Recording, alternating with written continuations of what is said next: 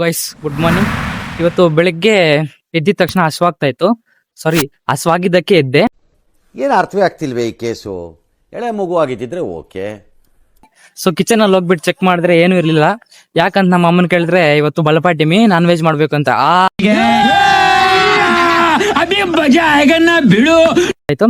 ಆಮೇಲೆ non veg ಮಾಡೋದು late ಆಗುತ್ತೆ ಅಂತ ಹೇಳ್ಬಿಟ್ಟು ಸ್ವಲ್ಪ ಹಂಗೆ ಆಚೆ ಒಂದು ರೌಂಡ್ ಹಾಕೊಂಡು ಬರೋಣ, ಅಷ್ಟೊತ್ತಿಗೆ ನಾನ್ ವೆಜ್ ಆಗಿರುತ್ತೆ, ಟೈಮ್ ಪಾಸ್ ಆಗುತ್ತೆ ಅಂತ ಬಂದೆ. ಸೊ ಆಚೆಗೆ ಬಂದ್ಮೇಲೆ ಮಳೆ ಬೀಳ್ತಾ ಇತ್ತು. ಅವಾಗೆ ಗೊತ್ತಾಗಿದ್ದು ಏನಂದ್ರೆ ಊರೆಲ್ಲ ಬಚ್ಚಲ ಮನೆ ಆಗಿದೆ ಅಂತ.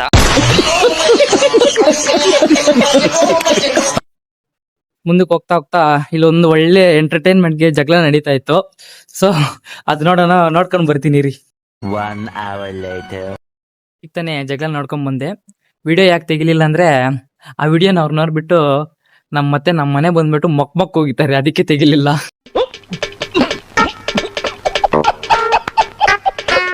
ನಮ್ಮ ಇಂಡಿಯನ್ಸ್ಗೆ ಇಂಥ ಜಗಳಗಳಂದ್ರೆ ವೆರಿ ಇಂಟ್ರೆಸ್ಟ್. ಕಂಡವ್ರ ಜಗಳಗಳಂದ್ರೆ ಫಸ್ಟ್ ಇರ್ತೀವಿ ನೋಡೋದ್ರಲ್ಲಿ, ಎಂಟರ್ಟೈನ್ಮೆಂಟ್ ತಗೊಳ್ಳೋದ್ರಲ್ಲಿ. ఇలాంటివంటే నాకు బాగా ఇంట్రెస్ట్ రా. మనకి చదువు తప్ప అని ఇంట్రెస్ట్ తినా. ನಾನು ಕೇಳದೆ ಇರೋ ಸಂಸ್ಕೃತ ಪದಗಳೆಲ್ಲ ಕೇಳಿಸ್ಕೊಂಡು ಬೆಳ್ಬೆಳ್ಗೇನೆ బ్లడ్ వచ్చేసిందిరా, వెళ్ళి 10 నిమిషాలు పెట్టి టెస్ట్ చేసుకోవాలి.